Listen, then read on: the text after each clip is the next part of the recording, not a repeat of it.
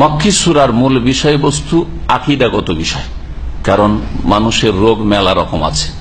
এক হচ্ছে আকীদা, বিশ্বাসের রোগ, এক হচ্ছে ইবাদতের ক্ষেত্রে ভুল ত্রুটি, আর এক হচ্ছে আখলাক, চরিত্রের রোগ, চারিত্রিক অধপতন, অবনতি, সবগুলি সংশোধনের প্রয়োজন রয়েছে।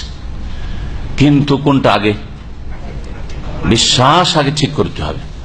আল্লাহ সম্পর্কে বিশ্বাস, আখিরাত সম্পর্কে বিশ্বাস, রাসূল সম্পর্কে বিশ্বাস, আল্লাহ পাকের বিধান কোরআনে কারীম সম্পর্কে বিশ্বাস, ভালো মন্দ তাকদীর সম্পর্কে বিশ্বাস, মালায়েকা সম্পর্কে বিশ্বাস, এগুলিকে আগে ঠিক করতে হবে। এর সাথে যেসব বিষয়গুলি সংশ্লিষ্ট আকীদার বিষয়, বিশ্বাসের বিষয়, সেগুলিকে ঠিক করতে হবে।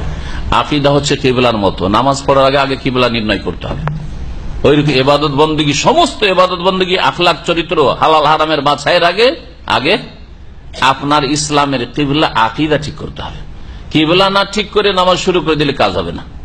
কিবলা পরে চিন্তা করব, নামাজটা শুরু তো করে দিই, তাকবীর তাহরিমা তো দিয়েই দিই, এরকম নামাজ হবে না। ওই রকম আকীদা যাই থাক, কবর থাক আর মাজার থাক আর সুফিয়াত আর পীরতন্ত্র থাক, নামাজ তো পড়ছে।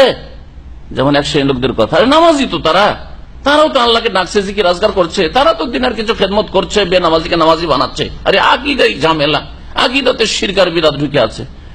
এইসব নামাজ পড়িয়ে আর দাড়ি ছাড়িয়ে আর এই কিছু লোককে জিকির ধরিয়ে আর ইসলামের দিকে নিয়ে এসে লাভটা কি হবে? ইসলামের আমলের দিকে এসছে, কিন্তু আকীদাই তো আসেনি। আকীদাই তো মুরব্বীদেরই আকীদা নষ্ট হয়ে রয়েছে। এই জন্য আকীদার সংশোধন 13 বছর আল্লাহ পাক রব্বুল আলামিন রাসূলুল্লাহ সাল্লাল্লাহু আলাইহি ওয়াসাল্লাম সাহাবায়ে কেরামদের করেছেন। মক্কি সূরার আমল বিষয়বস্তু হচ্ছে আকীদাগত বিষয়, বিশ্বাসের সাথে সম্পর্কিত যে বিষয়গুলি, এগুলি। আর তার সাথে সাথে আমভাবে সাধারণ চরিত্র গঠনের বিষয়গুলি রয়েছে, চরিত্র গঠনের বিষয়গুলি রয়েছে। এই কোরআনে কারীম মক্কি সূরার বিষয়বস্তু।